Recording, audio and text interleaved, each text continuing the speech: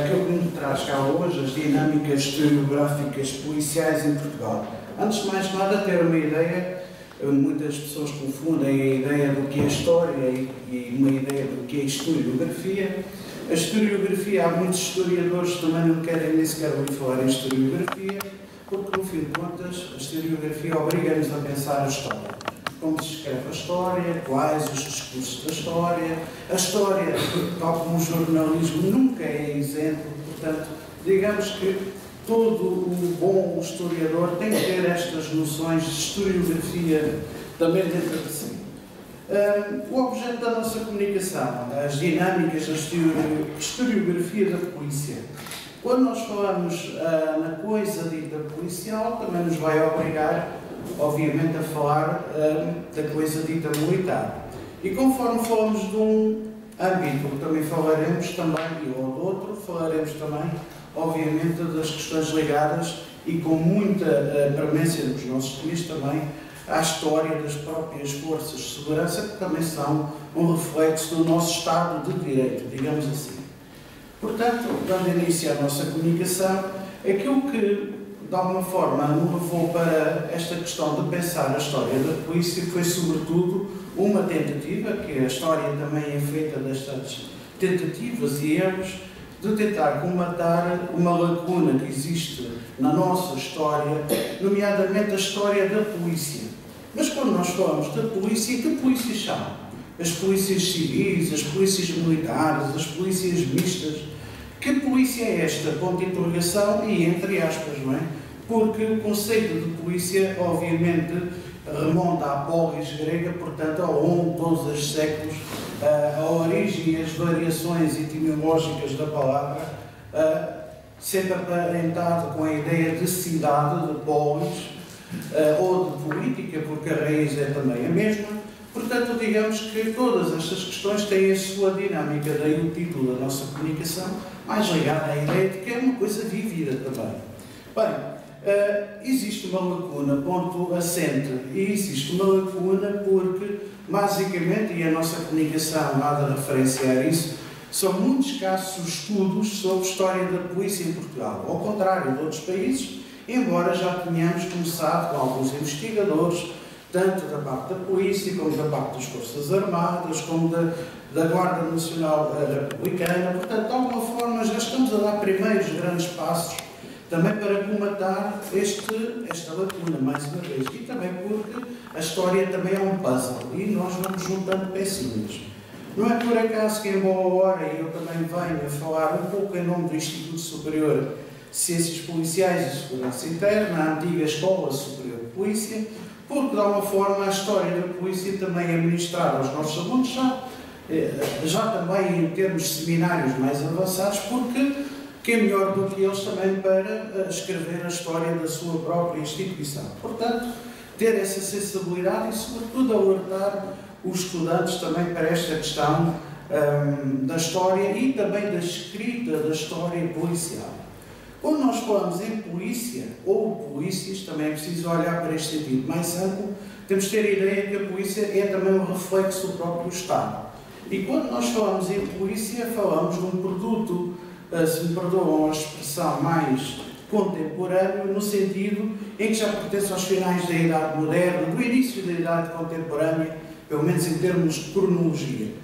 Ter a ideia que a afirmação do Estado também se faz com a afirmação militar, mas também com a afirmação policial, porque, ao fim e ao cabo, também corresponde a uma, pelo menos a uma outra fragmentação da sociedade e uma outra profundidade social que, entretanto, as sociedades também vão correspondendo. Seja como for, ter a ideia que a polícia também é o reflexo da própria história e também da nossa história. Mas quantas vezes nós não abrimos o compêndio de história e nada quase aparece sobre a história da polícia? Portanto, há aqui, e isso também é uma outra grande conclusão que nós chegamos, há aqui uma certa, talvez até um tabu historiográfico. Ou seja, a coisa militar foi glorificada do ponto de vista dos historiadores, A coisa policial parece uma história muito aparentada com as marginalidades, com tudo aquilo que é oculto, que não deve ser falado. Portanto, a ideia de tabu vem muito ao de cima quando nós falamos destas questões. Seja como for, temos efetivamente polícia, desde as grandes reformas político-administrativas do Conde de Oeiras, mais tarde Marquês de Pombal, e que de facto é ele o pai da Intendência Geral da Polícia, da Corte e do Reino, fundada em 1760 e que de alguma forma marca o início da polícia, vírgula, dita civil ou civilista em Portugal. Portanto, ter a ideia que para haver uma história também das instituições, também é preciso cultivar a memória dessas instituições, não é? Portanto, uma instituição sem memória está condenada, de facto, a desaparecer, e a Polícia de Segurança Pública, aqui vou puxar um bocadinho a brasa à minha sardinha, não deixa de ser também a ideia, neste sentido mais civil das polícias, também uma instituição preocupada cada vez mais em perpetuar toda esta questão. Seja como for, mais uma vez, a questão da lacuna, da exiguidade, há poucos historiadores ainda também a tratar disso, embora já se note uma outra tendência. E, de facto, aquilo que hoje cada vez mais vem à tona d'água é a necessidade de uma história geral da polícia, uma nova história da polícia, mas não uma história apologética no sentido do louvor institucional. Se me perdoam o termo, uma história jabacoca. Hoje quer-se uma história cada vez mais inter e transdisciplinar e aberta a todas as outras ciências. Vamos avançando um bocadinho mais, para também não falhar com o tempo. Seja como for, quando nós falamos de história da polícia, há outra condição que é de alicerce. Ou seja, quando nós falamos da questão policial, temos de falar obrigatoriamente da história militar e da historiografia da polícia. Elas são diferentes, mas uma nasce da outra, uma é consequência da outra. Enquanto que a história militar está muito ligada à tática, à estratégia, à glorificação dos grandes chefes militares, às batalhas, às derrotas, toda essa nomenclatura tipicamente militar, fica a grande questão. E por analogia, onde é que anda a história da polícia? Parece uma coisa sempre escondida. Mas será que a história da polícia, mais uma vez a questão dos tabus historiográficos, será a história dos aparelhos de controle, de vigilância, de repressão? É que cada vez que se fala das polícias, o historiador quase que treme, não é? Portanto, ninguém quer mexer naquelas coisas porque estão aparentadas com um passado de autoritarismo. E, portanto, a força do Estado também, obviamente, isto é a razão dos tempos, de alguma forma também tem a ver com essas questões. Seja como for, aquilo que nos interessa é discutir história. História militar também, história da polícia por analogia ou por consequência, mas sobretudo perceber o que é que uma pode trazer de benéfico à outra. Ambas têm um caráter eminentemente patriótico, ou seja, a história da polícia vai buscar as suas origens aos tempos medievais e, sobretudo, a um momento muito crítico na nossa história e que inaugura o interregno 1383-85. E, portanto, mesmo à data da morte de Dom Fernando, o entre parênteses, o primeiro rei que fez a barba, fecha parênteses, ele, de alguma forma, sente as grandes convulsões sociais do seu tempo. Estamos nos finais do século XIV, o século XIV há de ser sempre o século das fomes, pestes e guerras, são fenómenos endémicos, mas não deixa de ser curioso, às vésperas do grande interregno da nossa independência, às vésperas e já com Lisboa cercada por tropas castelhanas, a necessidade de criar um corpo dito civil, que foram os tempos quadrilheiros. A questão dos quadrilheiros, que vem desde as leis de 12 de setembro de 1383, não deixa de ser caricato, porque com o andamento dos tempos, as quadrilheiros deram origem às quadrilhas de criminosos. Portanto, digamos que é um bocadinho como o amor e ódio, não é? Andam sempre de mãos dadas. E naquele caso até havia razões muito sérias para isso. Seja como for, é num tempo de crise que efetivamente surgem os quadrilheiros. Não temos nenhuma imagem da época, não sobrou nada, pelo menos em termos de ilustração. Temos uma ilustração em que demonstra o símbolo da autoridade do quadrilheiro, que era a vara com que também servia para afastar algum trausente mais atrevido. Portanto, a vara era o símbolo do poder, o símbolo do Estado. Não é? A vara tinha também uma determinada medida e a vara devia estar sempre à porta do quadrilheiro, sempre em estado de prontidão para atuar. Seja como for, eu aqui também faço publicidade a este anúncio, porque ao fim e ao cabo é um anúncio da Polícia de Segurança Pública e que de alguma forma também fui eu que o redigi, portanto, tem direito a ter-o aqui. Esta ideia de que os corpos policiais de índole urbano civilista remontam aos quadrilheiros e depois, mais tarde, já no século XVIII e no século XIX, a Intendência Geral da Polícia e depois a Polícia Cívica, já vamos falar um bocadinho sobre isso. Chama a atenção para a expressão urbano-civilista.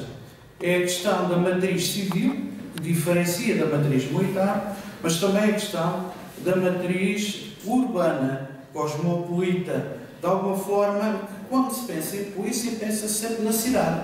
E a cidade é a polis. Portanto, polis, política, polícia. Portanto, não deixa de estar a raiz sempre muito ligada a todas essas questões. Vamos avançando um pouco mais. Este é um dos inúmeros regimentos dos quadrilheiros, desde Dom Fernando até praticamente aos finais do século XVIII. Eles vão ser reformulados, porque quase todos os nossos monarcas reformaram os quadrilheiros, só que ninguém queria ser quadrilheiro. Ninguém queria ser quadrilheiro porque era uma profissão quase desonrosa.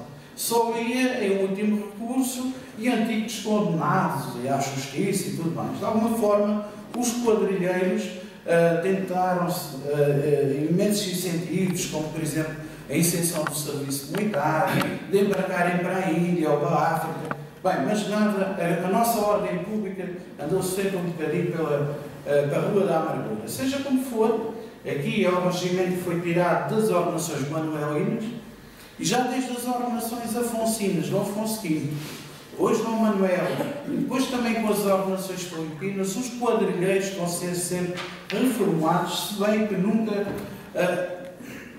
nunca vigou, pelo menos, uma profissão com alguma estabilidade.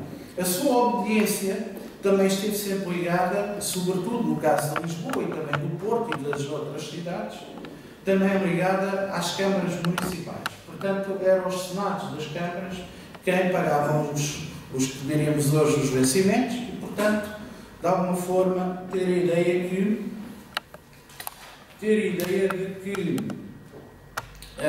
tudo o que dissesse respeito a quadrilheiros e à manutenção dessa ordem pública era uma responsabilidade das câmaras. A partir do século XVIII, essa responsabilidade passa progressivamente para o aparelho central do Estado e foi até aos nossos dias, com exceção também das polícias ditas municipais. Portanto, o caráter civil, urbano e municipalista também esteve sempre muito presente, assim como estão, por exemplo, patente nestas leis a que se refere a polícia, que é um conjunto de documentação que está disposta na Torre do Tombo e que tem muito a ver, e que está lá quase toda a documentação referente às nossas leis de polícia, que também abarcam todos os serviços que ainda hoje são também de polícia. As alfândegas, os passaportes, a luta contra o contrabando, quem entra, quem sai, a vigilância, as leis a que se refere a polícia, que são de 1603, de Filipe II. Filipe II é também o ano das ordenações filipinas, portanto, também os reis Filipes se preocuparam imenso, sobretudo com a segurança em Lisboa, que foi um problema basicamente muito grande até o século XX. Vamos avançando um pouco mais. Obviamente, a história não é só o estudo do passado, mas a história também é a compreensão do nosso próprio presente e a antecipação do futuro. E as polícias não podem estar isentas de todas estas questões. Portanto, perceber que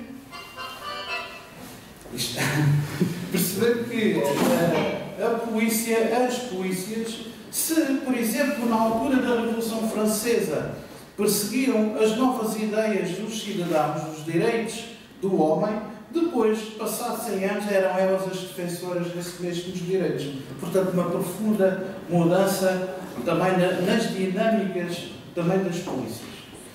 Também a Polícia de Segurança Pública vai buscar também o seu antepassado mais direto à Polícia Civil ou Cívica, criada em 1867 no reinado de Dom Luís o Popular. E ainda hoje está para fazer um grande estudo sobre o apoio de Dom Luís à causa policial, e não nos podemos esquecer desta data.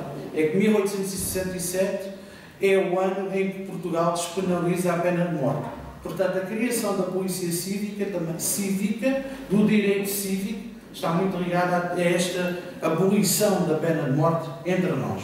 Portanto, é preciso investigar, é preciso preservar, porque as polícias têm um imenso acervo documental. Basta ir à Torre do Tombo e basicamente nunca ninguém mexeu na Intendência Geral da Polícia, por exemplo.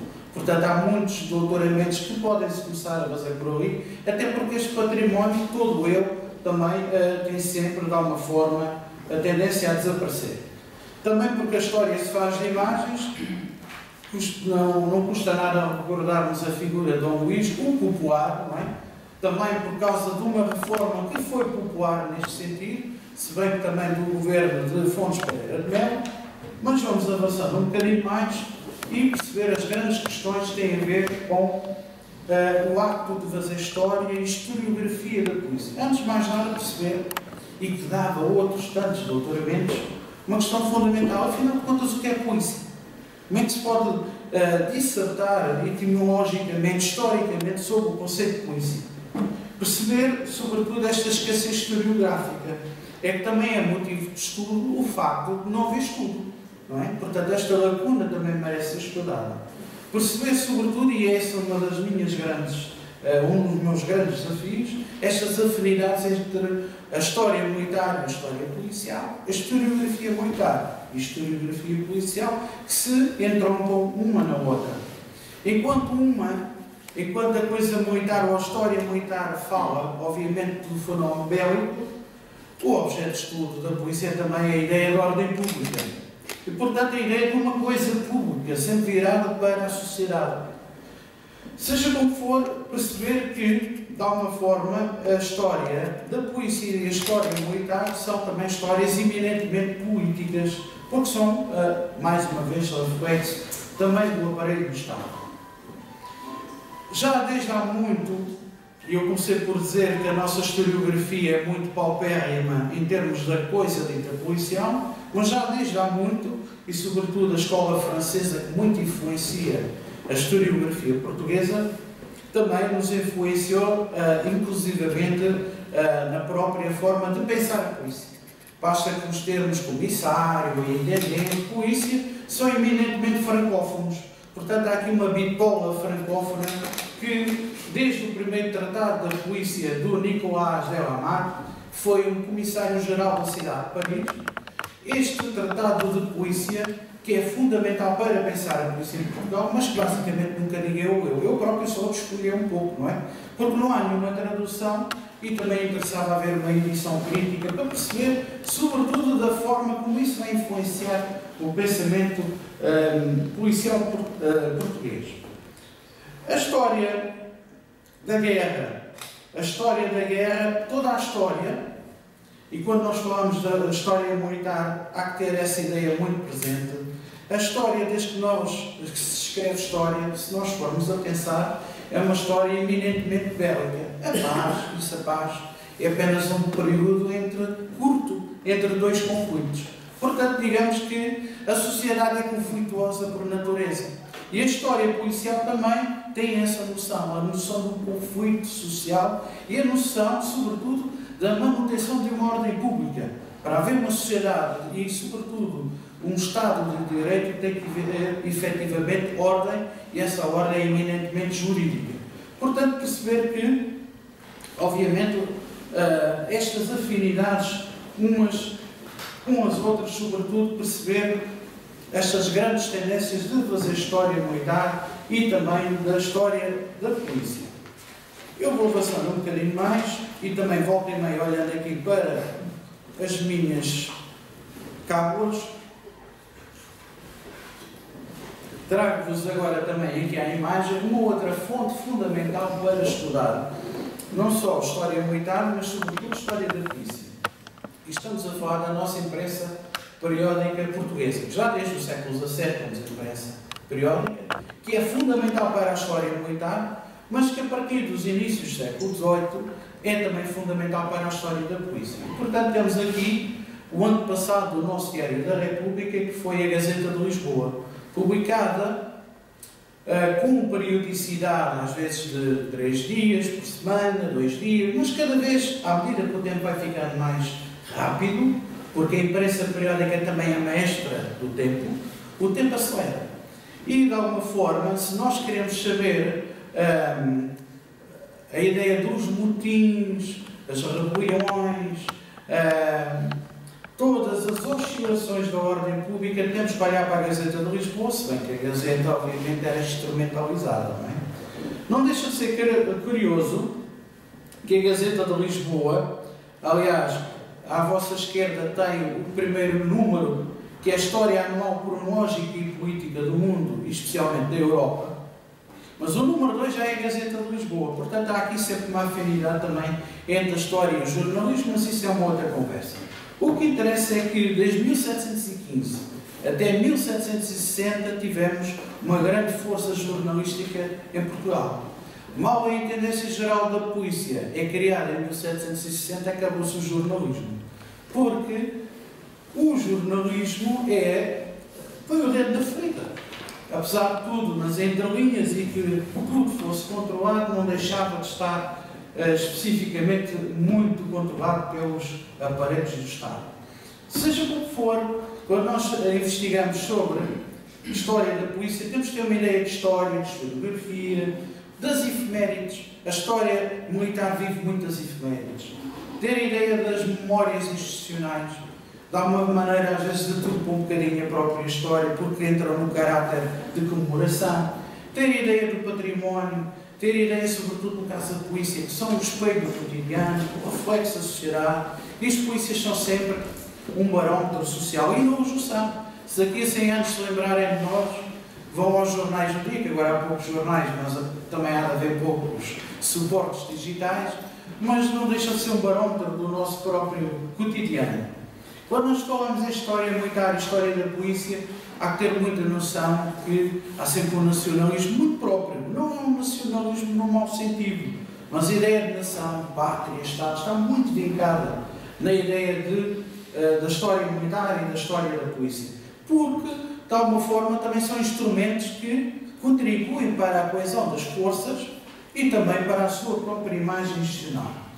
Mais uma vez, a ideia da área historiográfica, há pouca coisa escrita, nomeadamente no campo da polícia. Vamos avançando um pouco, a história também vive de imagens. Esta é uma imagem poucos dias antes do terremoto de 1755.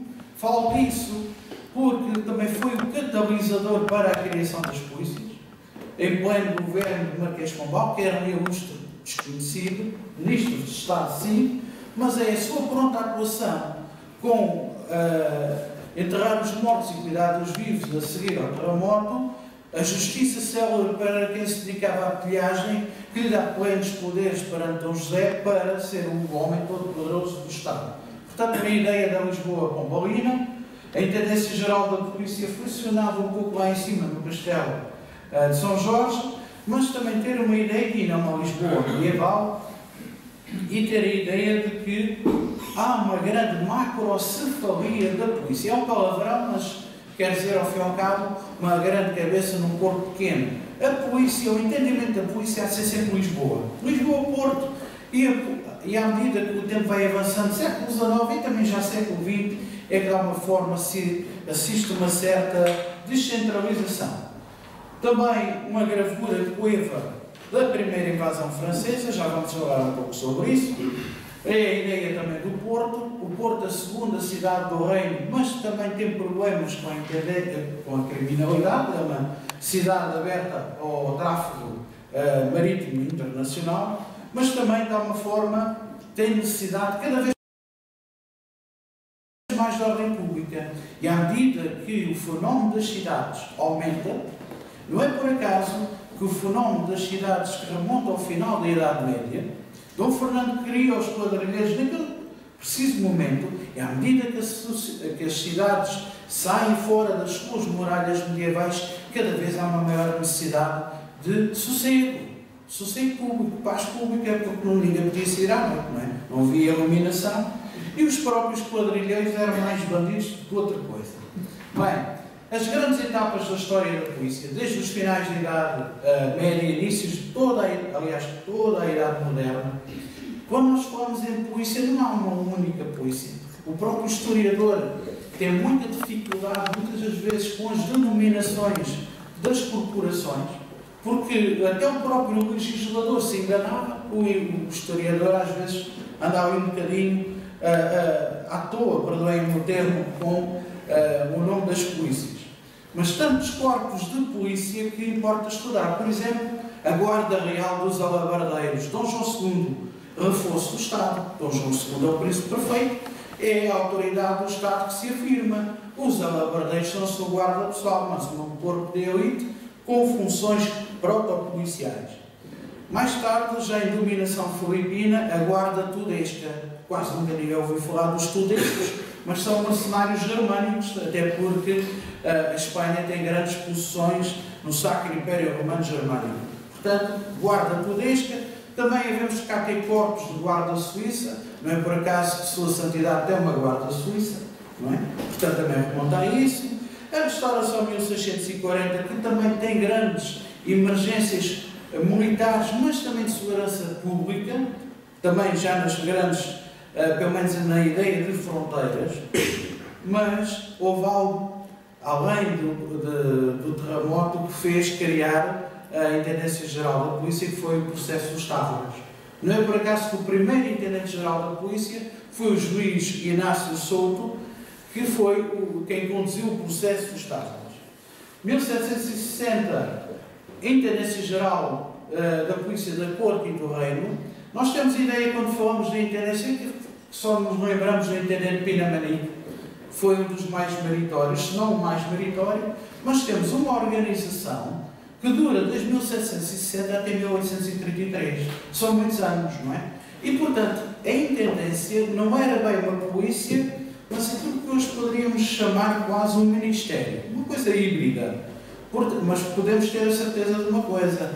Se houve quem aguentasse o antigo regime, a passagem de Portugal absolutista para Portugal liberal foi, de facto, a Intendência.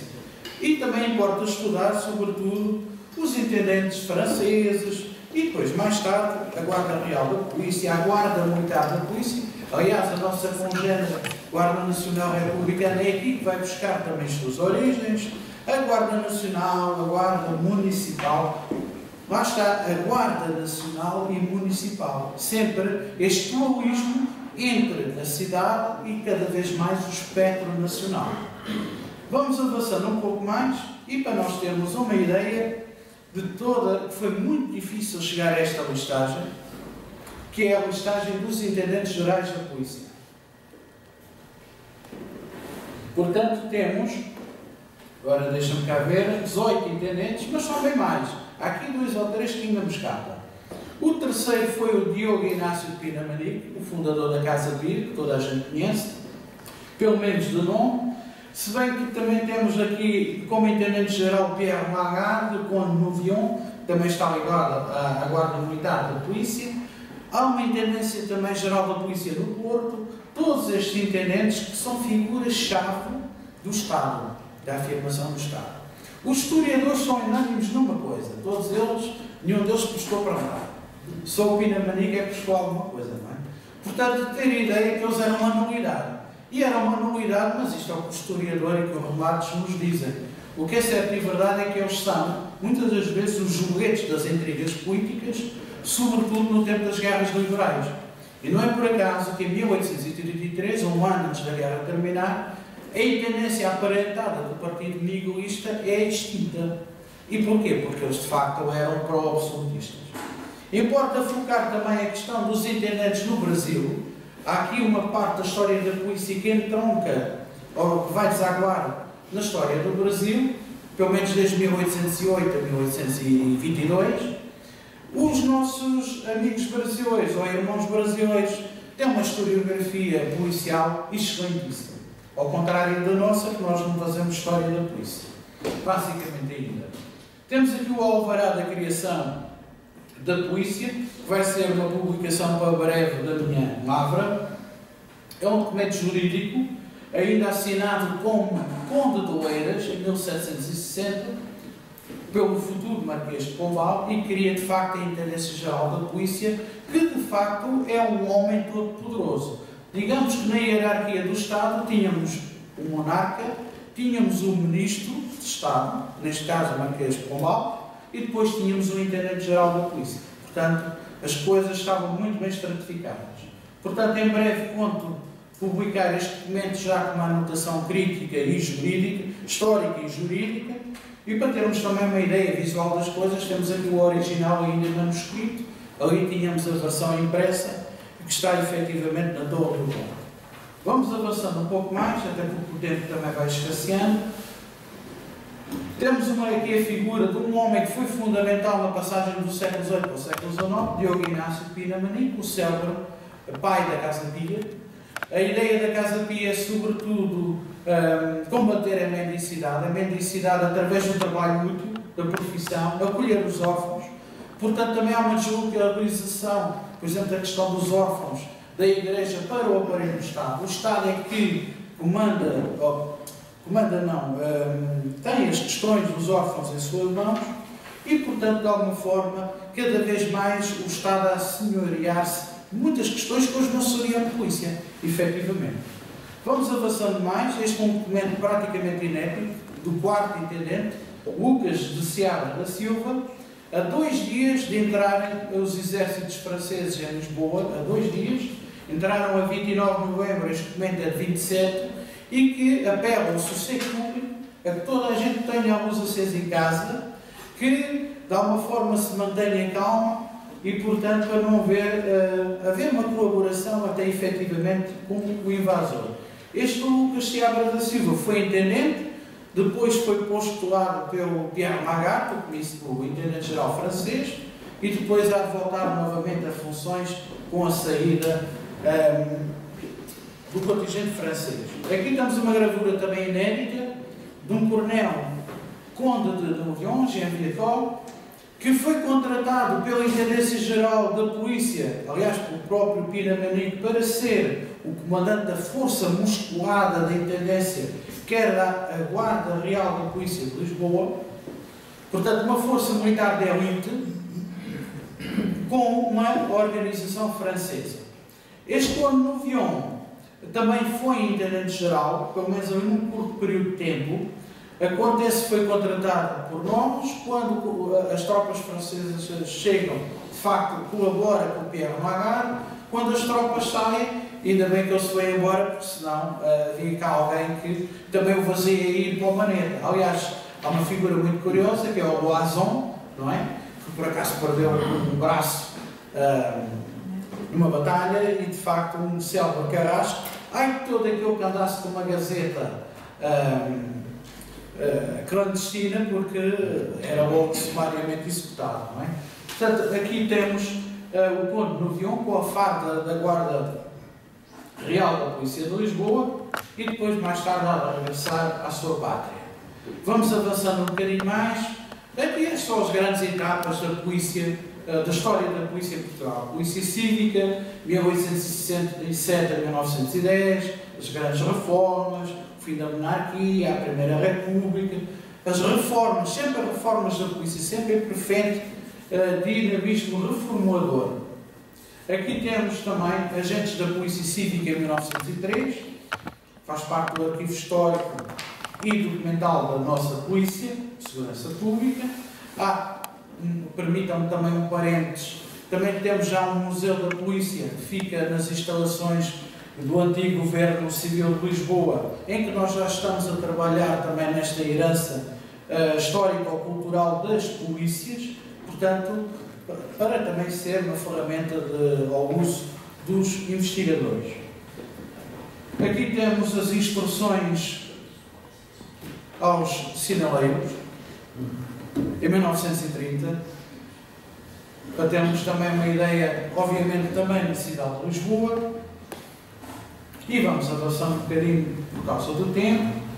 Também não custa nada recordar o célebre Natal dos Sinaleiros, que era ao fim e ao cabo, uma iniciativa do Automóvel Clube de Portugal, mas depois com o apoio do Diário de Notícias, do jornal O Século. Portanto, havia esta tradição durante os anos 30, 40 e 50 de ofertar os polícias sinaleiros com um cabaz de festas bem apetrechado, que podem ver na fotografia. A partir dos anos 50, o comando da polícia já não achava grande graça a isso, porque achava que isso podia dar asa a uma certa pequena corrupção e que não passassem multas e por aí fora, não é? Portanto, de alguma forma, temos também brincado um bocadinho com estas questões, também que ao fim e ao cabo são pitorescas da nossa história. Também do Estado Novo ao 25 de Abril, todas as inovações da polícia. Portanto, obviamente aqui, como bem sabemos, a polícia não deixou também de ser também um braço armado da antiga PIDE-GS, mas todas estas questões também ligadas também à ação da polícia, até inclusivamente no antigo ultramar, que há uma história que está por fazer também dessa participação da polícia em teatro de operações militares, e portanto também de chamar um bocadinho, e aqui vou avançar um bocadinho mais por causa do tempo, a chamar a atenção para um nome que é fundamental na história da polícia, que foi o historiador Albino Lapa, que foi um célebre periodista dos anos 40 e 50 em Portugal e que de alguma forma é um pioneiro da história da polícia entre nós. Ele começou também a publicar numa revista que é uma fonte documental muito preciosa, que é a revista Polícia Portuguesa, que é editada desde 1937, mais ou menos até 2001, 2002. Se bem que já temos outras publicações um bocadinho congêneres.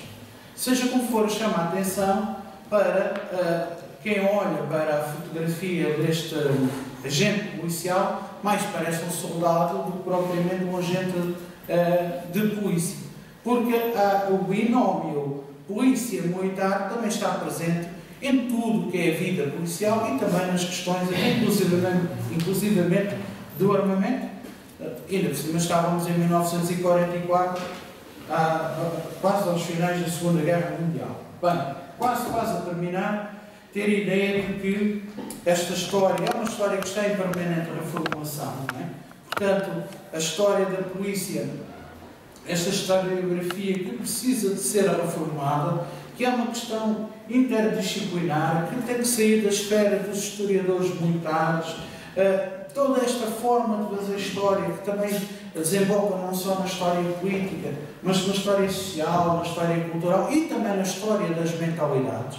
Há uma história da mentalidade policial também para fazer, mas sobretudo ter a ideia do presente desta questão do tabu historiográfico. Porquê continua a ser um tabu? Porque, efetivamente, até a própria instituição policial, muitas das vezes, tem dificuldade em fazer a sua própria história. E, portanto, aqui uma imagem muito curiosa. Acho que a caminhoneta não vale mais de um agente da polícia na casca aberta, não é? Portanto, é uma fotografia de 1935. É um tempo de afirmação do Estado Novo, não é? E, portanto, a força musculada da Polícia de Segurança Pública ao serviço, efetivamente, do Estado, não é? Portanto, temos aqui estas sempre muito curiosas imagens. Portanto, temos um espólio fotográfico que é riquíssimo e que importa também falar. 3 questões fundamentais, só mesmo para terminar. É preciso ser, perdoem uma expressão, polícia para ser um historiador da polícia? Um cientista social, como por exemplo um economista, um sociólogo, um politólogo, pode ser efetivamente um historiador policial? Ser ou não ligado à instituição permite ter uma maior ou menor isenção ou credibilidade na altura de escrever a história da polícia? Bem, o que é certo e verdade é que a história da polícia é uma história de escolhas. Escolhas, de alguma forma, nós temos que seguir enquanto historiadores. Fica esta questão que para o exercício da história, efetivamente, é necessário esse tipo de escolhas. Permitam-me só mais 2 ou 3 slides com imagens e já terminamos. Aqui ainda os sidecars das brigadas motorizadas, orgulhosamente com as suas motas com sidecar, portanto, não deixa de ser uma imagem muito curiosa em frente à Igreja dos Anjos em Lisboa, em 1930. Portanto, estas motas, de alguma forma, também foram marca da nossa polícia. Os últimos 2 slides que vão ver e com os quais eu também termino a minha apresentação reúnem basicamente toda a bibliografia, se me permitem avançar um pouco mais. Estes 2 esta listagem, que eu não vou enumerar, efetivamente, que já concluo, é basicamente o que existe de história da polícia em Portugal. Para isso, para termos também uma ideia visual e também descritiva do quão pouco existe de história da polícia entre nós e que é preciso também revalidar esta história e historiografia da polícia. E com isto termino, espero que tenham gostado. Muito obrigado.